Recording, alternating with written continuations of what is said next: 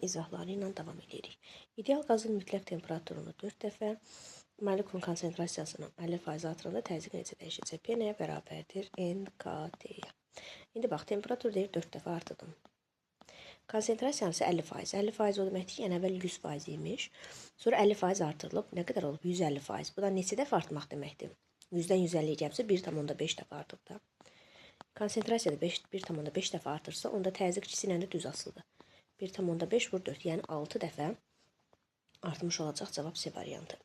Verilmiş kütləli ideal qazın mütləq temperaturu 2,8 dəfə artmış, həcmi isə 2 dəfə azalmışdır.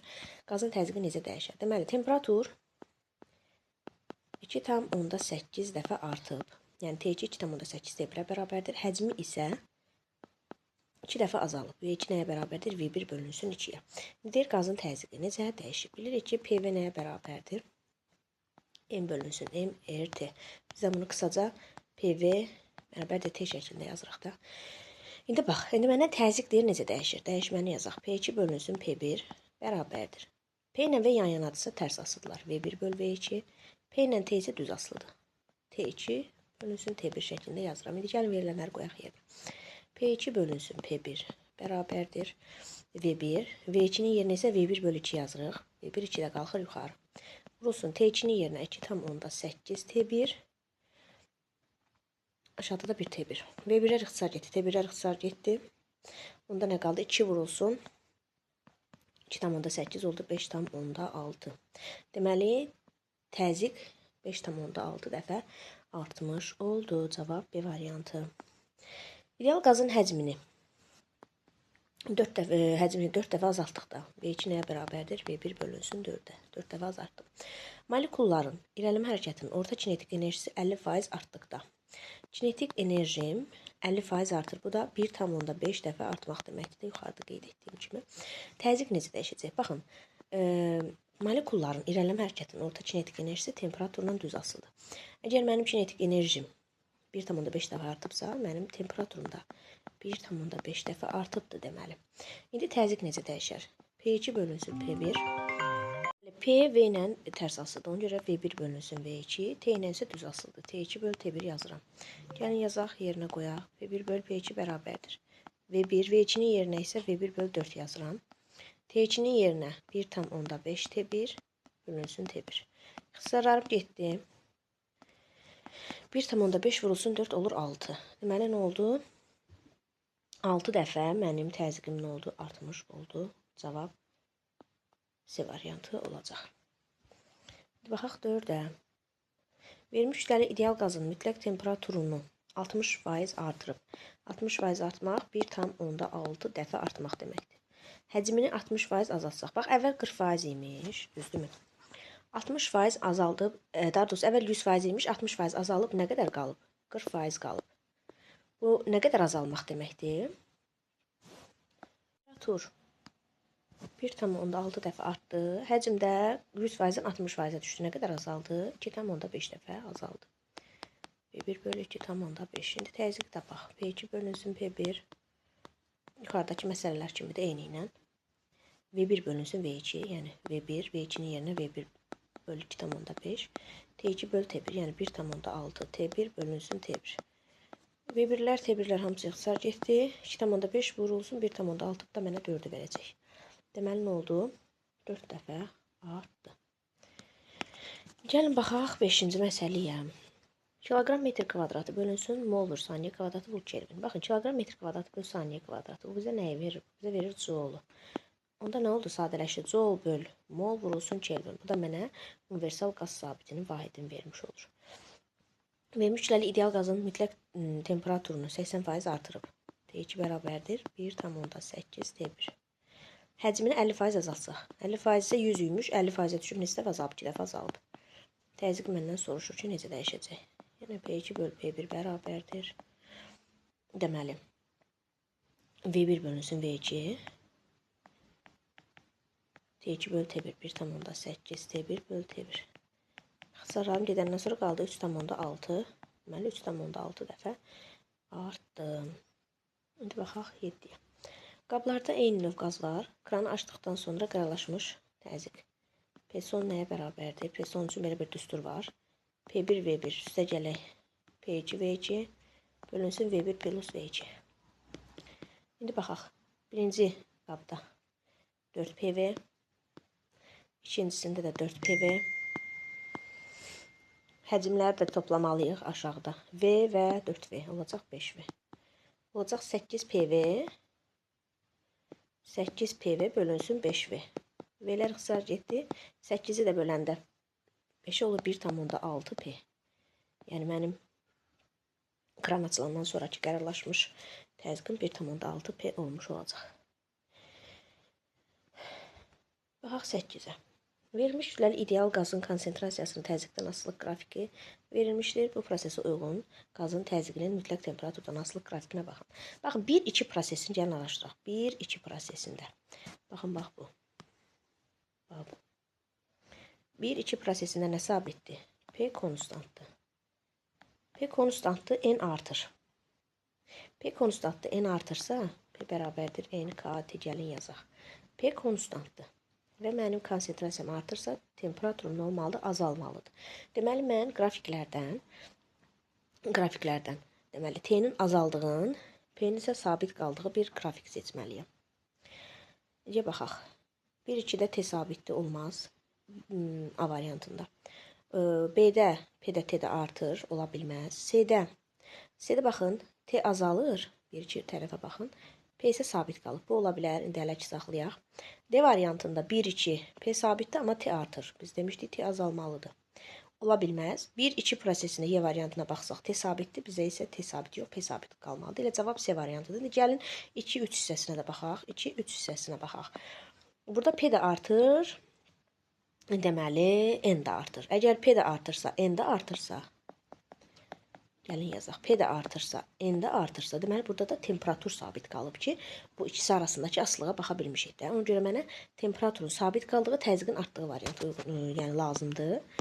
Bu da baxın, elə C variantı uyğun gəlir. T sabitdir, P isə artır. Cavab C variantı. Bax, 9-a. Sabit kütləli ideal qazın halının dəyişməsi koordinat sistemində verilmişdir. Qrafiklərdən hansı qaz molekulların konsentrasiyası mütləq temperaturdan asılılığını düzgün əks etdirir. Birinci AB hissəsinə baxaq, ayrı-ayrı araşdıraq. AB hissəsində P də artır, T də artır. Deməli, burada P də artır, T də artırsa, düz mütənasibdir. Onda deməli, burada sabit bir kəmiyyət var. Bu da nədir? N-dir. Deməli, N sabit qalmalıdır. Tez gəlin, çıxdaş eləyək. Deməli,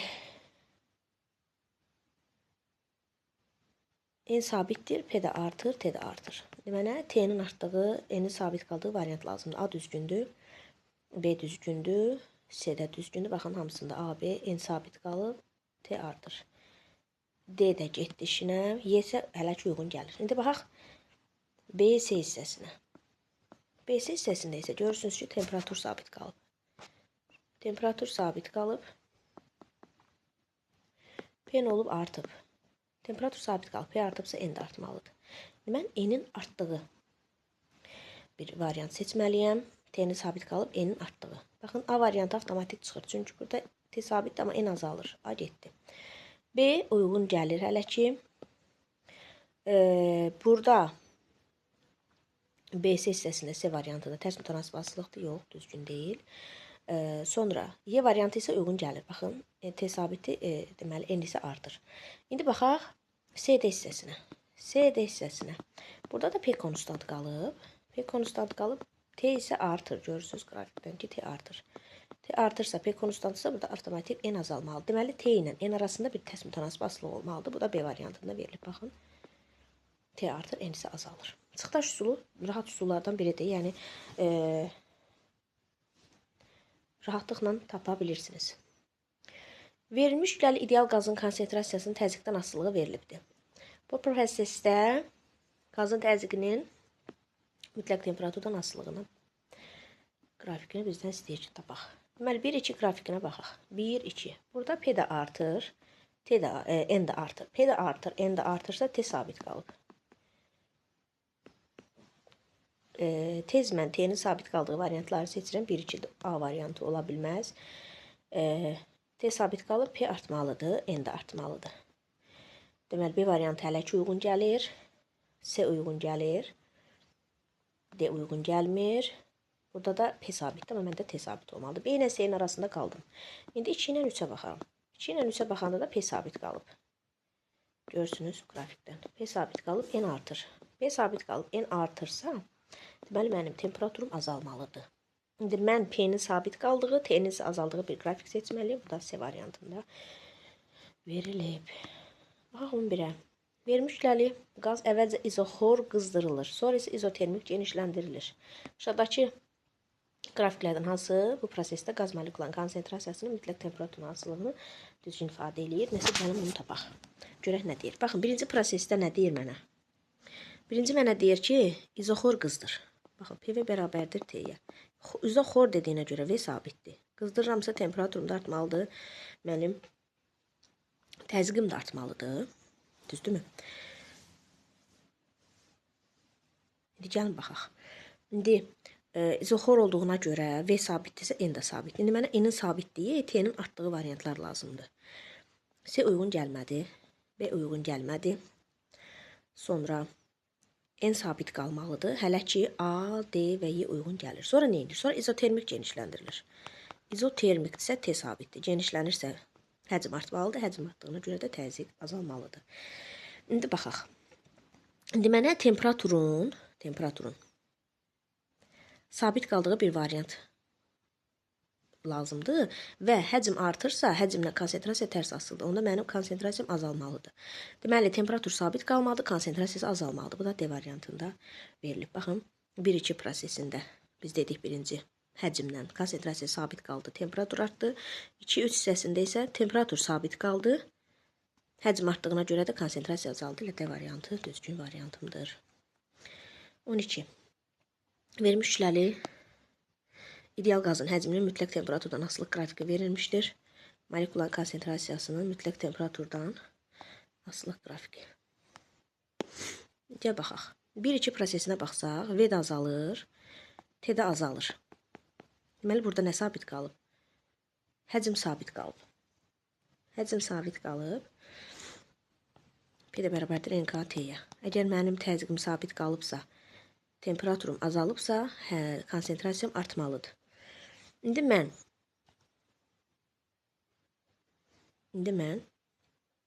baxıram ki, N ilə T arasında tərs asılılıq var. Temperatur azalırsa, konsentrasiya artmalıdır. Deməli, bir tərs mütənasib asılılıq müşahidə olunmalıdır 1-2 prosesində. T ilə N arasında tərs mütənasib asılılıq. B getdi, C getdi. Burada 2-3 proses tərs asıldı. D də getdi, A ilə Y-nin arasında qaldım. T azalır, N isə artır. Baxın, qrafiklərdən. Görürsünüz. Hələ ki, 1-2 proses hər ikisi üçün düzgündür. İndi gəlin, biz 2-3 prosesinə baxaq. 2-3 prosesində isə V konstant qalıb. V konstant qaldığına görə burada N də, V də, yəni konsentrasiyada sabit qalmalıdır. Sonra mən konsentrasiyanın sabit olduğu variantı seçirəm. Baxıram ki, Y variantında, yəni tərs mütənasib asılıqda düz mütənasib asılıq var. Yəni N də artır, T də artır. Amma mənə N-in sabit qaldığı variant lazımdır. Elə cavab buradan görünür ki, A variantı olacaq. 13. Vermişləri ideal qazın sıxlığını təzyiqdən asılılıq qrafiki göstərilmişdir. Bu proses uyğun qazın təzyiqinin mütləq temperaturdan asılığı. Yəni tapaq. Görək. Nə olacaq? Baxın, birincisində Rho artır, P artır. Bax, P nəyə bərabərdir? Rho RT bölünsün M-ə. İndi bax, Rho artır. Görürsünüz qrafikdən. P də artır. Deməli, burada avtomatik mənim temperaturum sabit qalmalıdır.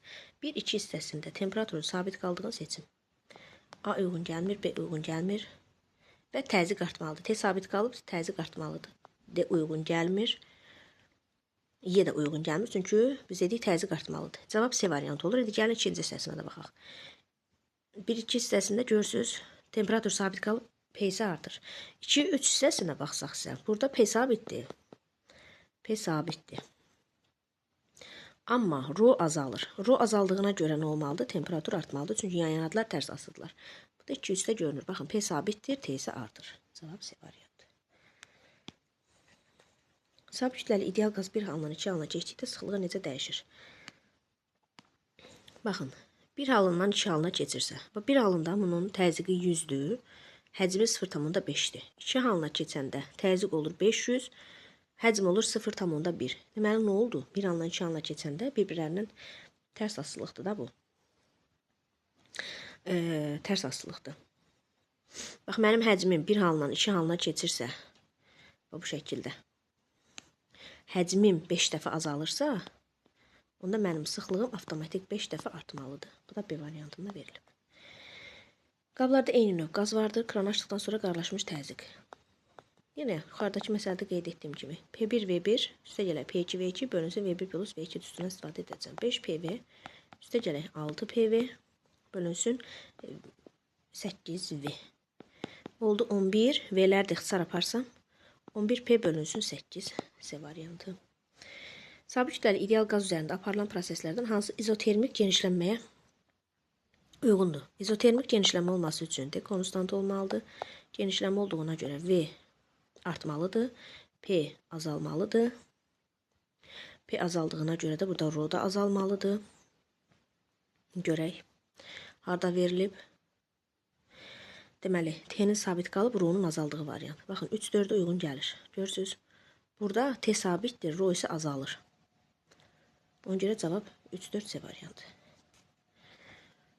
Sıxlığın sabit qiymətində Rho sabitdir. İdeal qazın təzyiqinin orta kvadratik sürətdən asılı qrafiki verilmişdir. Qrafikin 2 nöqtəsinə uyğun təzyiqi hesablayın. Gəlin, təzyiqin Rho ilə V ilə olan bir düsturu var. 3/1 Rho V kvadratının orta qiyməti. Bu belə bir düsturu var. Rho sabitdirsə P V'nin kvadratı ilə düz asılı. Düzdürmü? İndi bax. Baxın, təzyiq P olanda, yəni sürət V olanda təzyiq P olub.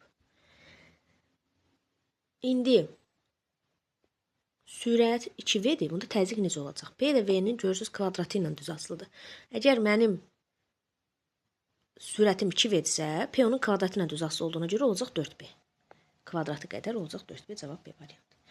İçərisində 8/10⁵ Paskal təzyiqdə ideal qaz olan balondan qazı 4/1 hissəsi kənara buraxılır. Temperaturu sabit saxlasaq, təzyiqi necə olacaq? Təzyiqi mənə verib P1-i. 8/10⁵ Paskal. İndi deməli balondan 4/1 hissəsi çıxarılıb. Birinci halda mənim M qədər kütləm var idi. Bunun 4/1-i çıxarılandan sonra 4/3 M qaldı da. Düzdürmü? Onda məndən pH-ini soruşur.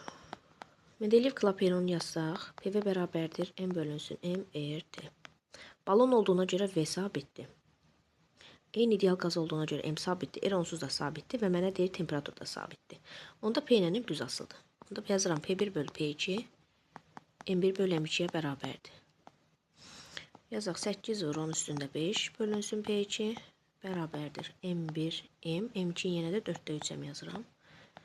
M'lərim ixtisar getdi. Buradan P2'ni də tapanda 8/10⁵ vurulsun 4/3.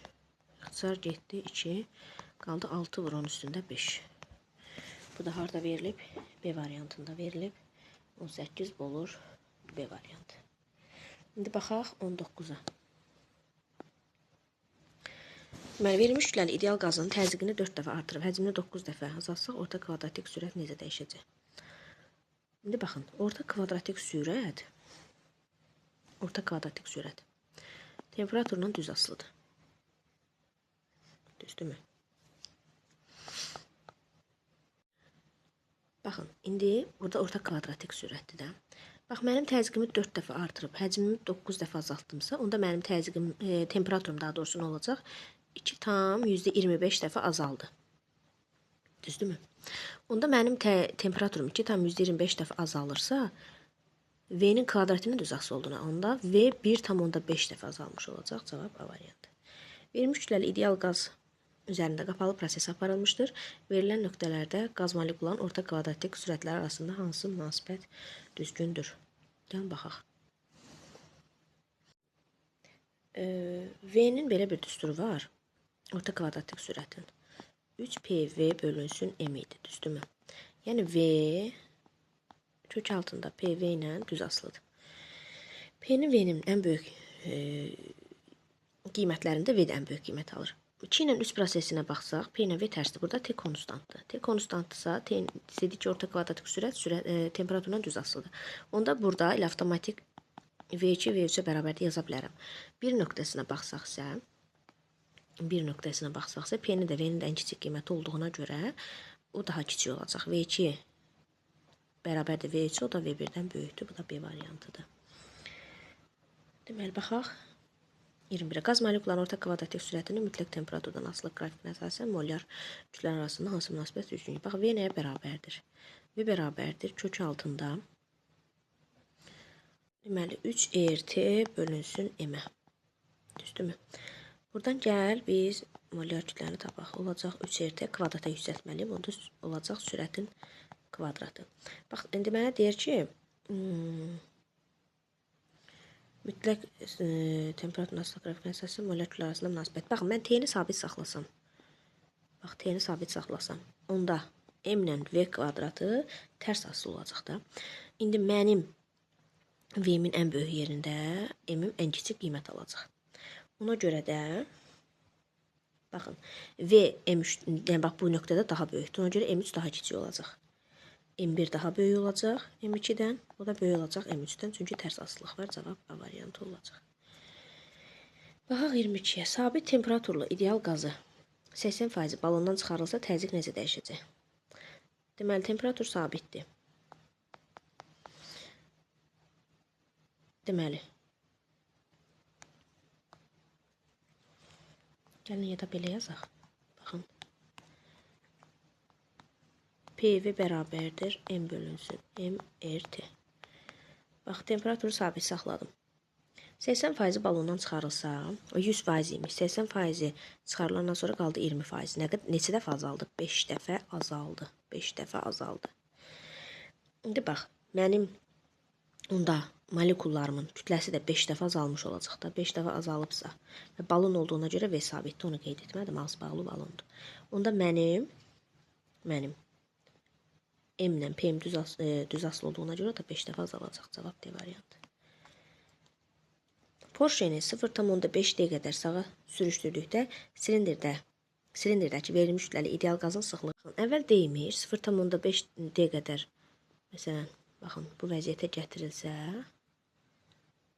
bu qədər porşen çəkici olacaq 1,5D. Yəni kəsik sahəm dəyişmirsə, V1-im ST-dirsə, V2-im 1,5 ST olacaq. Yəni, mənim həcmim nə oldu? Gördüyüm kimi 1,5 dəfə artdı. Həcmdən də sıxlıq tərs asılıdır. Onda sıxlıq da 1,5 dəfə azalacaq. Verilmiş kütləli ideal qazın konsentrasiyası mütləq temperaturdan asılı qrafiki verilmişdir. 1, 2, 200 proseslərində qaz. Baxaq, 1, 2 prosesinə baxaq. 1, 2 prosesində T ilə N tərs asıdır. Yəni, N azalır, T artır. Burada deməli P konstant qalıb. P konstant qalıb, N azalır, T artır və burada V də artır. Deməli, bu olacaq izobar proses. Çünki P konstantdır, izobar və həcm artdığına görə olacaq izobar qızma. Sonra keçək 2-3 prosesinə. 2-3 prosesində isə, baxın, 2-3 prosesində T konstant qalıb və N artır. T konstant qalıb. N artırsa, burada P də artır və N artdığına görə burada V azalır. Deməli, bu T konstant olduğuna görə olacaq izotermik, V azaldığına görə olacaq sıxılma. İzobar qızma, izotermik sıxılma, bu da Y variantında verilib. Baxaq 25-ə. Verilmiş kütləli ideal qazın sıxlığını mütləq temperaturdan asılı qrafiklər verilmişdir. 1, 2, 2, 3 proseslərində qaz. Gəlin, baxaq. 1, 2 prosesinə baxaq. Burada rho konstant qalıb. Rho konstantdırsa, buradan V də konstant qalıb. Deməli, bu necə prosesdir? Avtomatik yazıram, izoxor prosesdir. İzoxor prosesdir. Sonra nə olur? T artır. T artığına P də artır. Bu onda nə olacaq? İzoxor qızma prosesi olacaq da. Sonra 2-3 prosesinə baxaq. Burada rho ilə T'nin arasındakı tərs asılılığı görürsünüz. Deməli, burada P bərabərdir rho RT bölü M-dir də, düzdürmü? Bax, mənim rho'm artır. T'im azalırsa, burada avtomatik P'm sabit qalıb. Deməli, izobar prosesdir. İzobar. Və rho artdığına görə rho ilə V tərs asılıdır. Onda V azalır. Onda olacaq izobar sıxılma. İzoxor qızma və izobar sıxılma, bu da Y variantında verilib. Qızdırıcı cihazı qoşduqdan sonra otağın temperaturu 21 Selsidən 27 Selsiyə kimi yüksəlir. Otaqdakı molekulyar sayı neçə faiz? Deməli, azalır. Kelvinə keçirək ən yaxşısı. T1 21 Selsidirsə, bu eləcək 294. Üstünə 273 gəlirik də, Kelvin. T2 isə 27-dirsə, 273 gələndə olacaq 300 Kelvin. İndi gəl belə yazaq. Bizim belə bir düsturumuz vardı. PV bərabərdir nÜ/RT. NÜ-nün yerinə N/NA yazıram. RT. Gəl buradan N-i tapaq. Olacaq PVNA bölünsün RT. Burada N ilə T tərs asıldı. N ilə T tərs asıldı. Onda yazaq. Daha doğrusu N1 bölünsün N2 və yaxud azalar neçə faiz azalar? N2 bölək yazaq. N2 bölünsün N1 bərabərdir T1 bölünsün T2-yə. 294-də 300-ə bölsək 0,98 edir. 100% imiş, məsələn 1 imiş, məsələn olub 0,98. Burada neçə faiz azalma müşahidə olunub? 2%. Cavab olacaq A variantı ona görə. Bax 27-yə. Vermiş kütlələ ideal qazın sıxlığının mütləq temperaturdan asılılıq qrafikləri verilmişdir. 1 və 2 qrafikləri hansı proseslərə uyğundur? Bax, bir prosesinə baxsaq, P sabit qalıb. 1-ə baxıram hələ ki. Burada P sabit qalıb. Sıxlıq deyirim. P yox, rho sabit qalıb. Bir prosesində rho sabit qalıb. Rho sabitdirsə, burada V də sabitdir. Avtomatik olur izoxor proses. Və V sabitdirsə, T azalırsa, burada P də azalacaq. Deməli, olacaq soyuma. İzoxor soyuma. Sonra 2 prosesinə baxsaq, burada isə T sabitdir. T sabit olduğuna görə deyirsən ki, izotermik prosesdir. Və burada rho artır. Rho artırsa V azalır. Onda olacaq izotermik sıxılma. Birincisi izoxor soyuma, digəri isə izotermik sıxılma. Bu da C variantında verilib. İndi baxaq. Nəhayət axırıncı sualımıza. 2 qab kranlı nazik boru vasitəsilə birləşdirilib. Qabların birində qaz var, digəri boşdur. Kran açdıqda qablarda qərarlaşan təzyiq P son bərabərdir. Düsturumuzu yazaq. P1 V1 üstə gələk P2 V2 V1 plus V2. Birincində baxın, qaz yoxdur. Ona görə orada 0 olacaq. Üstə gələk. İkincidə P2 160 kilopascal 10^3 vurulsun. Burada qabların hündürlüyü də eynidir. Onda gəl elə buna bir V deyək, buna 4V deyək də. Bizə rahat olsun. Olacaq 4V. Bölünsün 5V. Bu da mənə nəyi verəcək? Deməli, 128 kilopascalı verəcək. Cavab A variantı.